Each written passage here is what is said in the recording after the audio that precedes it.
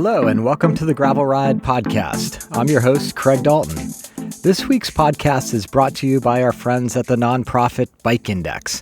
Bike Index is a free bicycle registry and stolen bike recovery platform. Having recovered over $13 million in stolen bicycles, Bike Index is really making a dent in crime. Bike Index is currently at its end-of-year fundraising campaign. Donations can be made at bikeindex.org/donate. This week on the podcast, we've got John Vargus from Orange Seal. John gets into a little bit of the history of the company and the ins and outs of tire sealant, why it's beneficial to gravel riders, some installation tips, and some great maintenance advice on how to keep your sealant topped off. As an interesting side note, the idea for this podcast actually came from the ridership forum. There was a community member who made a post about tire sealant going into winter, and I started thinking about who do I know who could answer all these great questions. So it was a real pleasure getting to talk to John. With all that said, let's dive right into this week's interview. John, welcome to the show. Hey, morning. Thank you. It's a pleasure to be here. I'm excited to dig into the topic of sealant because, as I was mentioning to you offline, I'm surprised that, a number of my listeners are still running tubes, and I think the advantages of sealant are so vast that I really want to convey a lot of good information to them. Before we dig into the details, can you just tell us a little bit about Orange Seal, where you're located, and how the company came about? Yeah, no, I'd love to. So we started Orange Seal in 2011. Actually, the process started about 2 years ahead of that. We had started with a ride across a parking lot, and we had picked up a shard of glass or something that was not sealing. So my partner, or my best friend at the time, and now partner, said, "You know what? I'm gonna make something." So he worked on it for about 2.5 years. And we finally got the formula where it was performing at or better than the sealants that were on the market at the time. We didn't want to just develop another mousetrap. We wanted to take the best and the worst of all the sealants in the market and design something different. We looked at natural and we looked at synthetic latex. We looked at other materials, and what we came back to is latex. Natural latex is the best plugging material. And so then we just had to refine our formula so that we could actually adhere to the rubber versus just creating a plug. And that's what makes our formulas very different, is that once we create a plug, it's a permanent plug and it adheres from the inside out. So it's like inserting a plug or a bacon strip from the outside, but we do it from the inside out. And we coat the inside of the tire. What most people don't realize is today's tires, especially today, are getting lighter, faster, thinner, and so they're a lot more porous. Rubber is very porous by default. And so our latex actually goes in and seals up all of that porosity and creates a sealed cavity so that you can hold your pressures longer. And what another area that people don't realize there's major leakage is in the tire bead mating surface. And we go in and seal up those imperfections in the tire bead mating surface. And so when you seal up the tire bead mating surface, you seal up the porosity, and you seal up anything that comes in from the external, you've got a pretty bulletproof system.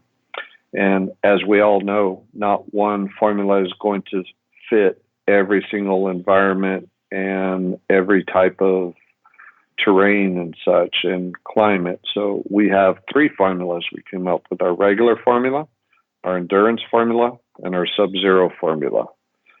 Regular was our original formula. It's designed to seal faster, bigger holes, while the endurance, it was formulated to last longer and not seal as fast, but still seals permanently. And then we created the Sub-Zero for really when the fat bikes took off and riding in extreme cold climates down to minus 20 was necessary because you don't want to be changing a flat at -20. And so we've had huge success with the equivalent of the Iditarod. Rebecca Rush has run our Sealant several times in the fat bike Iditarod race and very successful. Jay, I can't think of his last name, did very well. So we have 3 formulas, each geared towards climate and sealing capability. And we also have Versa valves, which work into, if you're on tubes still, you've got to look at a taping mechanism, a tubeless valve system, and a sealant, which we can talk about in a second. Yeah, there's a ton I want to unpack there, John. Question for you about when you guys were originally working on the formula, did either of you have sort of a chemical engineering background, or were you just so passionate about solving the problem that you did research over those 2 years and figured out what could work and what wouldn't work? Yeah, so my partner does have a little bit of a chemical mad scientist background, and he was just, I think we were all passionate. There was a group of about 10 of us, and we were all passionate in cycling, and we were tired of putting tubes into tires, and so just became very passionate about solving the problem. Amazing. Yeah, it's amazing what you can solve as an entrepreneur when you really dig into it, whether your professional experience leads you to that point or you're just passionate about figuring something out. You set the stage a little bit, but I really want to make sure the listener who's unaccustomed to the idea of sealant understands what we're talking about. Historically, bicycle tubes have had an inner tube inside that you inflate and it pushes against the tire wall. Can you tell us about how sealant works and how it's different from that setup? Sure. So traditionally, like you mentioned, tubes have come in tires. You inflate them.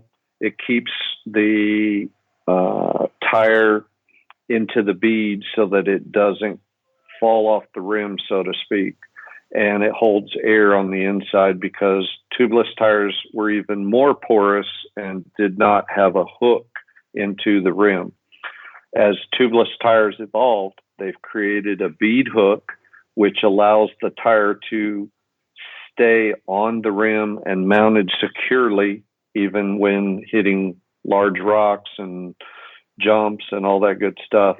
So the tube it was multifunction. It was 2 purposes: holding air in the tire and keeping the bead attached, keeping the tire attached at the bead.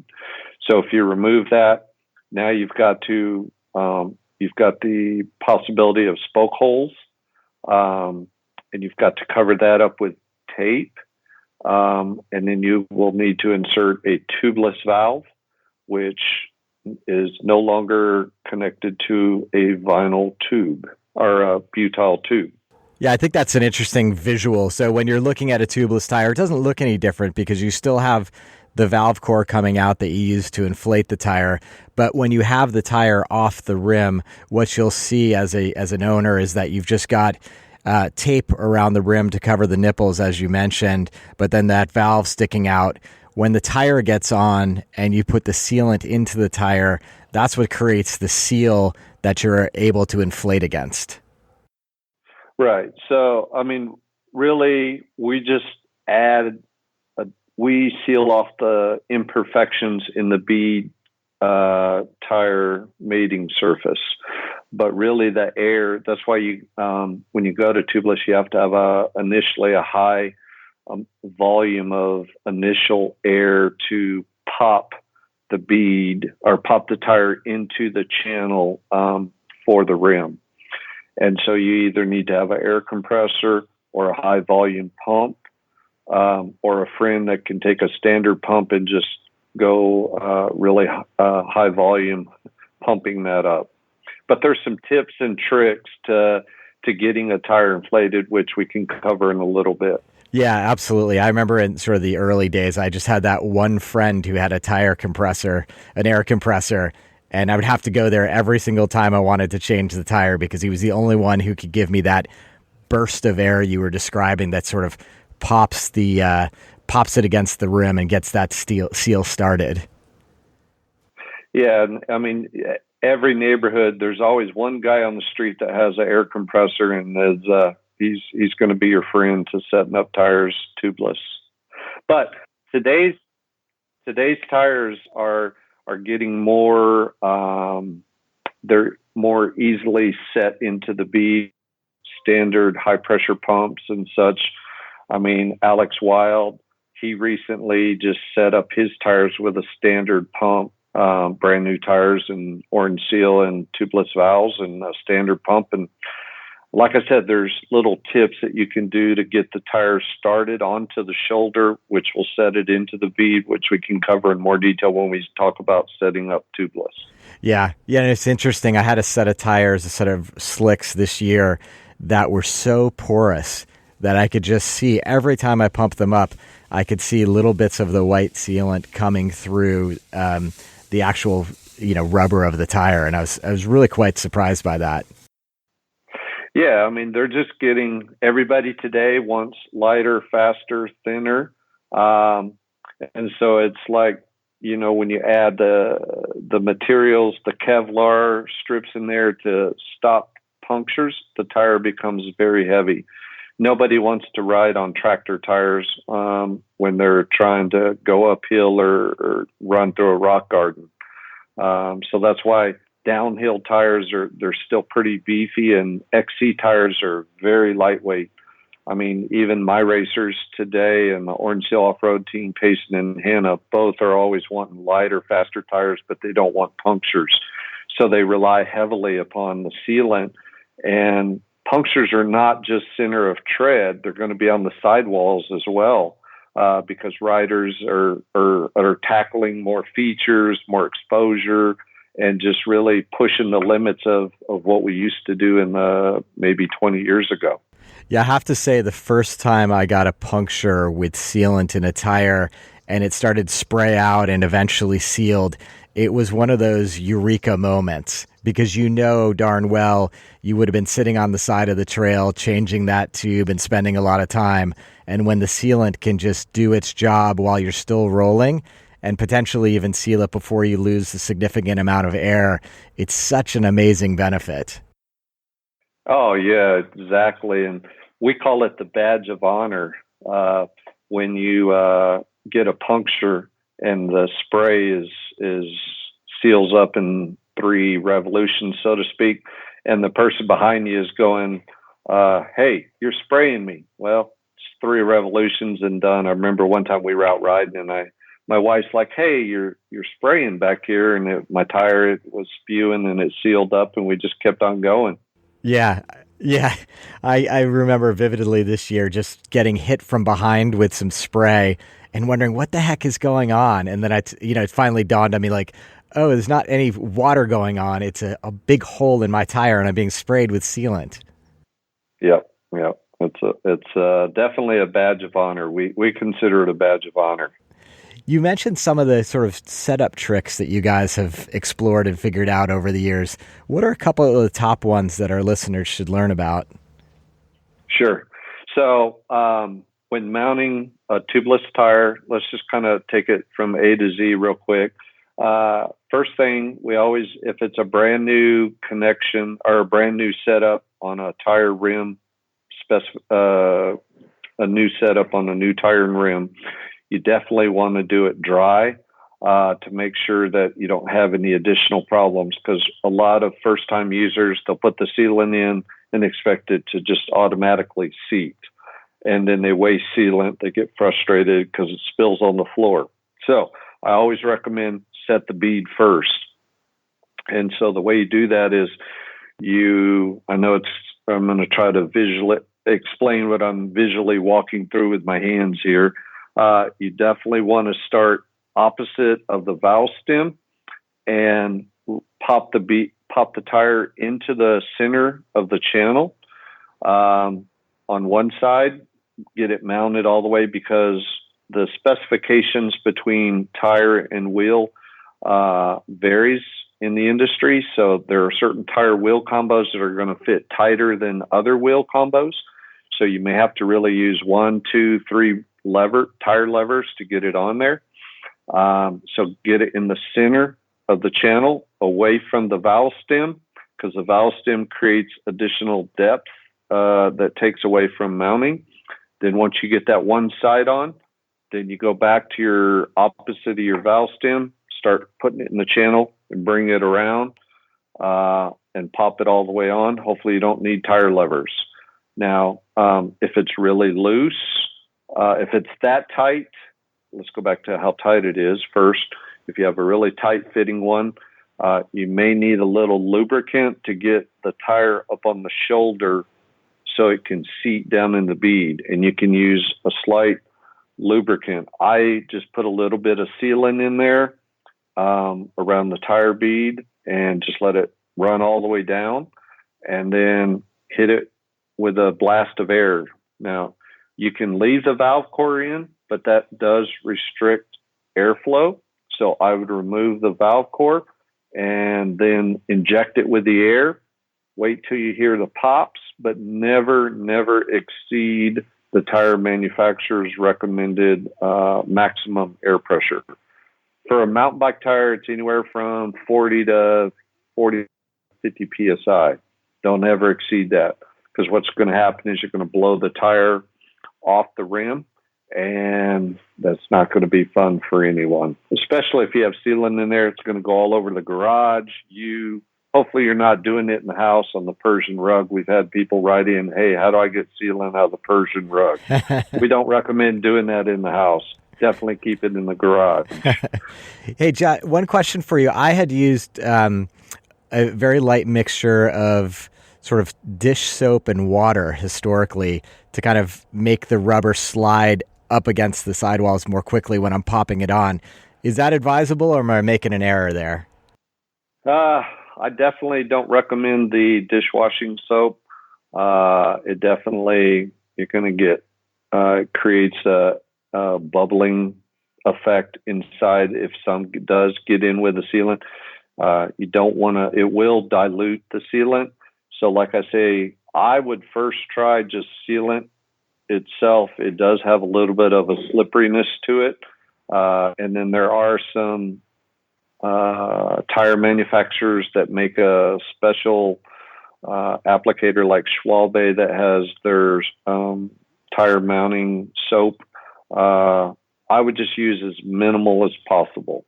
And then I would also, so if that fits, if it's really tight fitting, another trick you can do is you can take your tire lever, you go down and grab it out of the center of the channel and pull it up onto the shoulder right around the valve stem and take it as far as you can and put it on the shoulder. That will help immensely setting it into the bead. And then if you could do that on both sides, you could set it up with an air pump. I imagine you guys have some videos of these techniques somewhere. Is that true? We don't actually. Okay. And we're working on our video series. There will be some next year. Gotcha. Some of this, as you said, is a little bit hard to visualize, but once you get in there and you try it for yourself, you start to realize like why these tips are out there. Yep. Yeah. I mean, it's daunting as your first time but once you get through it, it's really simple and you can do it like an old pro in no time. Exactly. So you talked about a tight tire. How do you approach a loose tire? Yeah, loose tire. You definitely want to use your tire lever, get both sides up onto the shoulders, and you can almost kind of push it into the shoulder. And then with a loose tire, you're really going to need that air compressor blast of air initially to set it. And if it's too loose, I would almost recommend against it. I mean, most tire wheel combos are pretty tight. If it's too loose, it's definitely not. It's going to become unsafe, because what's going to happen when you go into a turn, I mean, the beautiful thing about tubeless is you get to run lower tire pressures, more gripping on the rocks and such. And when you're at lower tire pressure and you're taking a railing on a turn, you don't want your sidewall to flex and pull it out of the bead. So I always be very cautious about someone that's mounting a really loose tire. if you don't need tire levers to get it on, I would probably say it's too loose. Now, there's things that you can do to make that tighter, but you can put a layer of Gorilla Tape in there on the shoulders because it's thicker. And there are certain tire wheel combos you definitely don't want to use Gorilla Tape on because it creates too much of a spacer in there, and you'll never get your tire off. I've had one tire wheel combo that it took me 2 hours, and I ended up cutting the tire off because they had used a Gorilla Tape to cover the spoke holes, and they went from bead to bead. And so that was just absolutely horrible. Oh, geez. Most of the tire rim combinations I've tried on the gravel space, when you're taking a tire from a quality manufacturer, the fits have generally been quite good from my experience. Yep, most definitely. And there's so many good gravel tires and wheels out now. Back about 5 years ago, when gravel was just kind of still getting its foothold, it was a little bit tougher. But yeah, there's so many good tire wheel combos today.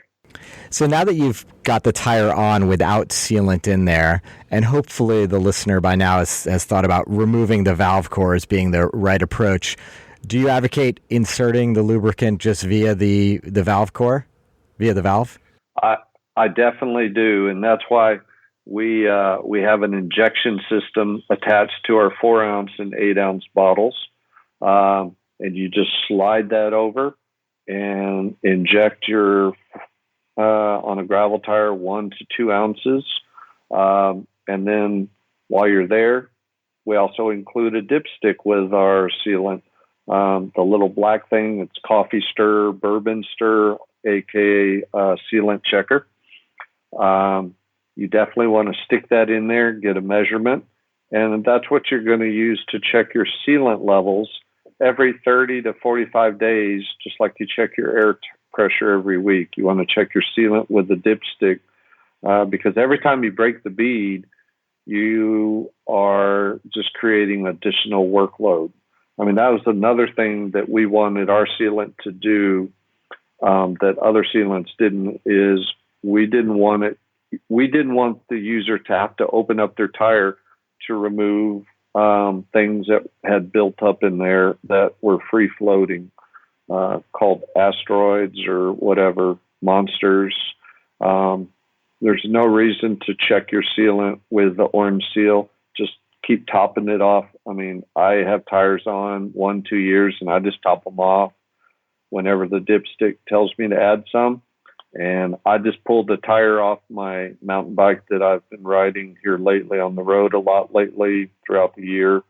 And I mean, I wore the rubber out, and there's not a huge buildup on the inside. Because remember, I mean, people always worry, well, if I keep topping it off, do I need to peel out the inside layer? Is it adding weight? You're taking weight off because you're burning rubber, the lugs off, at a greater amount that you're adding more weight because a lot of it is dissipating in when it dries out. So for a 700 by 40 gravel tire, how much sealant are you putting in? I mean, you can't go wrong with 2 ounces. 1.5 is sufficient. I would say 2 ounces, you can't go wrong. It's not going to hurt you. There's been several studies done. Does it add to rolling resistance? And it doesn't. We support one of our professional world tour road teams, the Israeli Startup Nation, and they just did some extensive testing with 1.5 ounces in a 25C tire, and there was negligible rolling loss, watts, a negligible amount of watts lost. Okay. So, and going back, just so I understand correctly, with the dipstick you provide, am I sort of holding the valve core is removed, I'm just sliding it through the valve and sort of testing how much sealant is pooled down there at the bottom? Yep. It's just like checking the oil on your car. You want to make sure the valve is at the 6 o'clock position, and then you just stick your valve dipstick down in there, and based upon, I mean, you know, people always ask, well, what mark do I set it to? Well, there's so many different widths and depths of tires that we recommend that when you put in the initial 2 ounces, stick it in there and get a mental measuring check mark, so to speak. The key is if you stick it down in there and nothing comes out, then you're definitely empty and you need to top off. I've got a healthy fear that when I do that later today in my current set of tires, that it's going to be bone dry. All right. Well, make sure you post pictures. It'll be great visual. So just to help to drive the point home. So when you have sealant inside the tire and you get a nail goes through or a staple or what have you, what's going on the inside? What is that liquid doing for us? Yeah. So, we always like to say we train the monkey to find the hole. And when a nail comes in, it is going to go, it's going to shoot out due to pressure, and fluid is always going to escape out the hole. There's some mad science that happens in that process of the sealant escaping that we can't really talk about. But with that said, if you get a big nail or puncture in your riding and it doesn't seal up, sometimes you have to get off the bike, put it down so that the sealant starts to come out, and then rotate it back up. And actually, the sun is your friend. Put it in the sun, and it'll help speed up that process of vulcanizing the latex into rubber compound and creating that permanent plug. If it still seems to be leaking out at a greater rate than looks like it's going to be able to seal, should the rider be looking at a tire plug kind of solution in that scenario? I would, if it was me, I'd give it a couple of whirls. I mean, your air pressure is going to drop a little bit. I ride typically 80 psi, and I have gone down to 40 psi before with a really large slice. Center of tread, more than likely it's going to seal if you just rotate it down, let the sealant come out, rotate it back up, let it dry, let it go back down, get more sealant, come up, let it dry. If you're up for that, a couple of times I have sealed up some pretty big slices that way. And I full disclosure, I was out on a ride recently and I took a piece of glass, center of tread, and guess what? I forgot to check my sealant before I left, and I definitely flatted. And it's the first time in 8 years I forget to put tubes in. I had to call for Sagwagon because I just forgot to check my sealant, and it was dry. Yeah, it's going to happen. Does the sealant sort of efficacy change or evaporate when I'm in hot conditions versus cold conditions? Yes, most definitely. What people don't realize is we do recommend probably a larger amount of sealant on initial use and top-offs because what people don't realize is sealing up porosity. So it's using sealant right away. It's sealing up the imperfections in the tire bead mating surface. And then you're going to get punctures that you don't even know about. The hot and cold climates, the arid climates, all that affects the rubber, which expands and contracts at different rates of the tires. So definitely the frequency you ride at, the air pressure you ride at, and that's why we always recommend, we haven't talked about initial setup. When you set up a tire initially, traditionally there's been videos circulating where you put the sealant in and then you turn the tire on one side, rotate it on the other side, spin it around. In our opinion, all that sealing up is the imperfection in the tire bead mating surface. What we recommend is when you first put the sealant in, air it up to get your bead set. Make sure you go around and look at the bead on both. Make sure it's completely seated. Usually takes 40 or on a gravel tire up to 80 psi maybe, and then drop it back down to your riding weight, but don't exceed the manufacturer's maximum air, drop it down to your riding weight, 35, 40 PSI, and then go ride it. Because that pressure and rolling over obstacles it opens up the pores of the tire on the sidewalls, and we want to feel that porosity up. And that will ensure long-term success of your tire sealing up internally. So is that recommendation basically like work on your sealant and tire setup and then go for a quick ride immediately afterwards? Yep. Okay. Yep, and do lazy eights. If you can't go very far, if you've just got 5 minutes, just go out and do lazy eights. Make sure your tire pressure is down low, and that'll really get that tire flexing and pulling in sealant to where it needs to be. Gotcha. Okay, cool. And obviously there are other sealants on the market.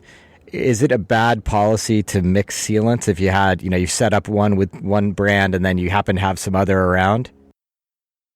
Well, sometimes when you're in dire need and you forget you're low or it's not sealing properly, I mean, you got to do what you got to do. If you need to mix sealants, mix them.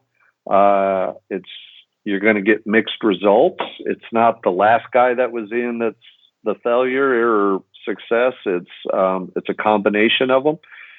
As a general rule, we don't recommend mixing sealants because it does change the properties of sealants. But if you're in a bind, definitely mix them. Or if your buddy's low and he's going to have another sealant in there, definitely want to give him some orange seal. It's going to help. That makes sense. I was just going to say, now within our formulas, the regular, the endurance, and sub, you can mix within our range.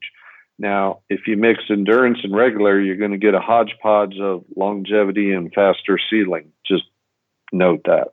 And with when you mentioned longevity, is that extending the amount of time? Like if I'm checking every 30 days, am I now checking every 45 days because of the endurance formula, or is it formulated around something else? No, that's exactly right.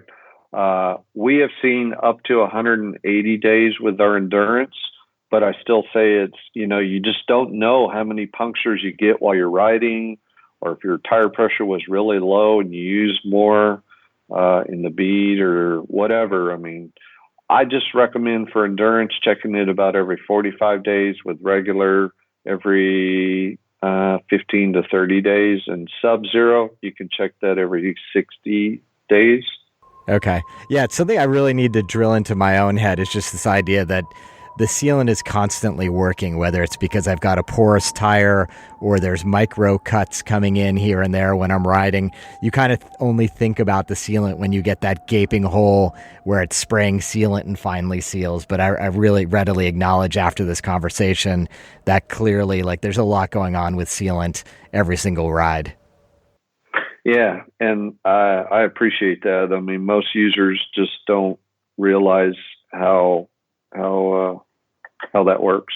Yeah, and I think if what I've learned over the years is I've finally acquired the right equipment to deal with sealant and tires setup is, once you have that valve core remover, once you have a bottle with the appropriate applicator on it, like you've described with the Orange Seal product, it can be really easy to just pop the core out, top it off, and be on your way. It doesn't have to be a real long, involved maintenance session.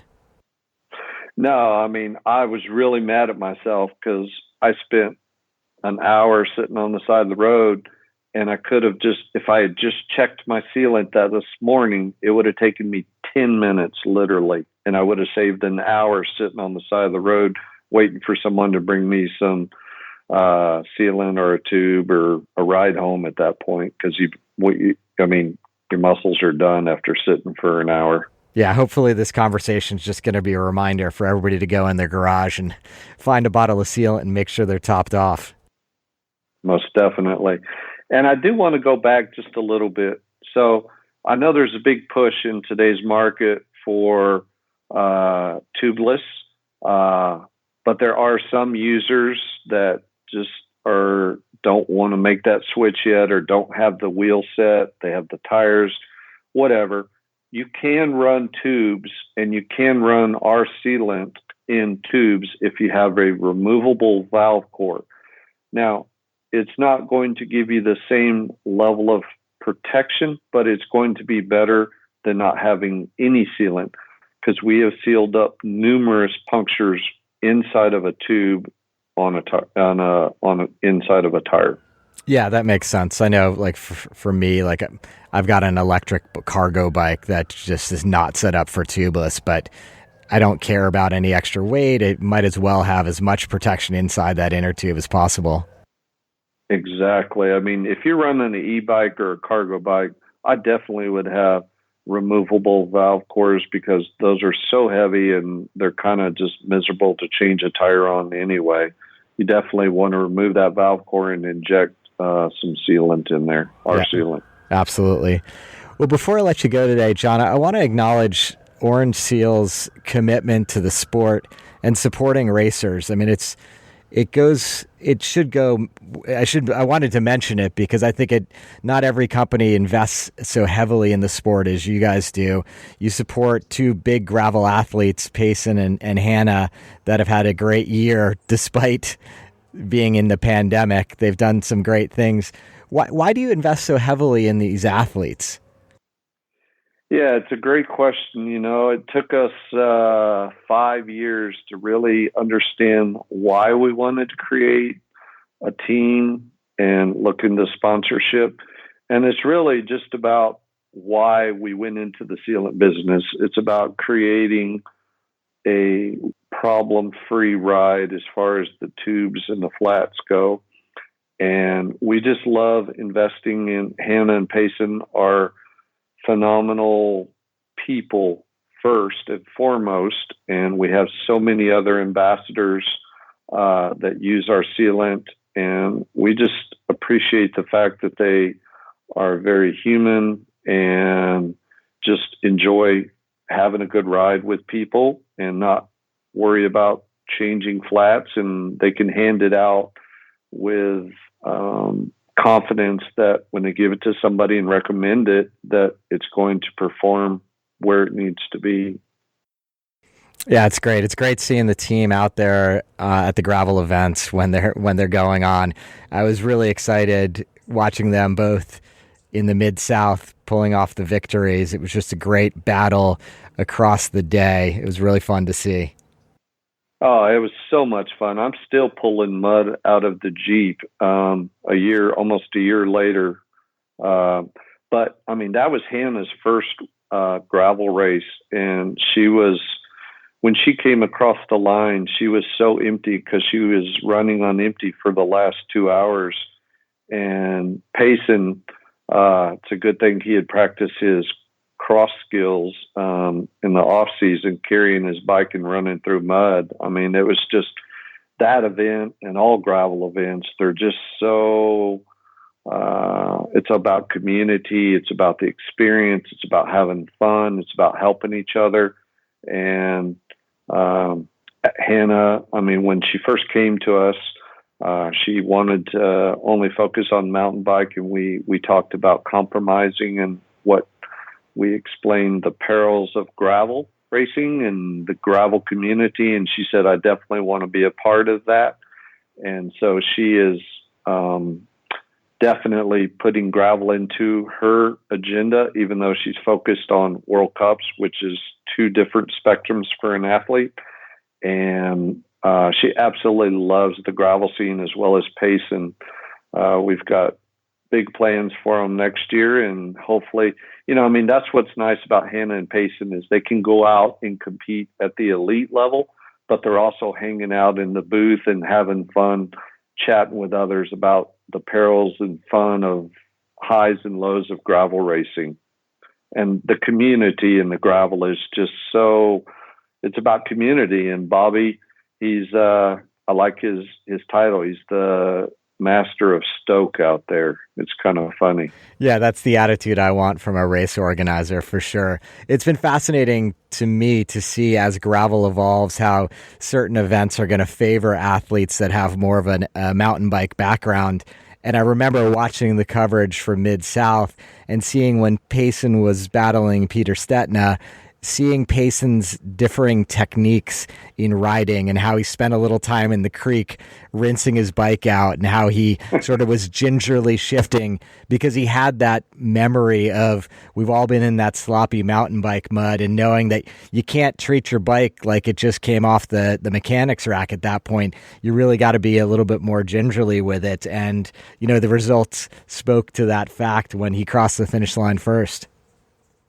Yeah, I remember catching some of the highlights of the race organizer photography team, and they were talking about how clean their bikes were during the race, and we had really put a lot of thought into tire preparation, tire choice, weight, tire pressure. Tire pressure makes a world of difference whether you're on mud or dry roads. And we played with all that the day before. And then we had a pit crew that did a phenomenal job at the halfway point where we cleaned the bikes and lubed the chains. And we know from past experiences, you want to shift minimally in heavy mud.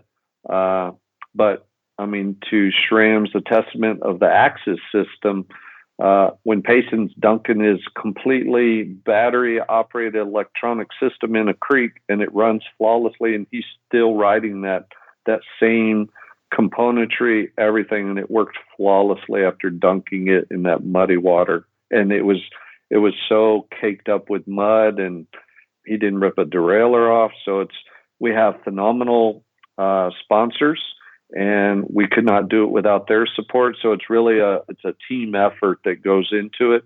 And Payson was cheered on just by all the other riders and the people out there.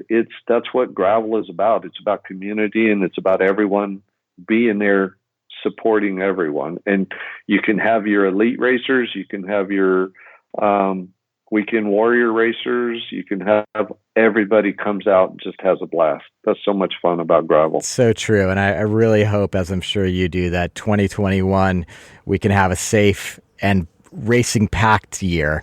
It's been sad with the COVID pandemic this year that so many races had to be canceled or postponed, but I'm optimistic in speaking to race organizers about some of the COVID safe protocols they're putting into place and different ways in which we can make sure that we can congregate together, but we can do it safely and consciously. Most definitely. We're definitely praying and hoping for, things to come under control with the COVID epidemic, and race promoters definitely get a COVID plan in place, because we definitely want to get out there. We miss the people. Just not from a race perspective, but just hanging out and just having users come by and hang out in the booth and talk about whatever. Why they're there and how much fun it is and what they're looking forward to, and hanging out and talking with Payson and Hannah. Yeah, absolutely. So much fun. John, thanks for all the great information about Orange Seal and Sealant in general. I think the listeners are going to gain a lot from this conversation. Well, it was my pleasure, and thank you for having me on. What you do as well. I love listening to your podcast. You have a lot of great information, a lot of great insight from other people. So anytime, door's always open. We appreciate it. Big thanks to John for all the insights into tire sealant. I know I learned a thing or two, and the next thing I'm going to go do is check my tire sealant levels, because I guarantee I'm bone dry after this conversation. And a big thanks to you for spending a little bit of your time with me this week. If you're able to support the podcast, I'm about 30% through my own fundraising goal at buymeacoffee.com/thegravelride. Your membership dollars really help offset all the costs in producing this podcast and are going to allow us to expand to new topics, new territories, etc. And if you're unable to make a financial contribution, ratings and reviews are hugely helpful in the podcast industry and our discoverability. So go on over to your favorite podcast app and leave us a review. And finally, if you're interested in connecting with other gravel and adventure cyclists, please send me a note for an invite to the Ridership, our new global resource for gravel and adventure cyclists. So that's it for this week. Until next time, here's to finding some dirt under your wheels.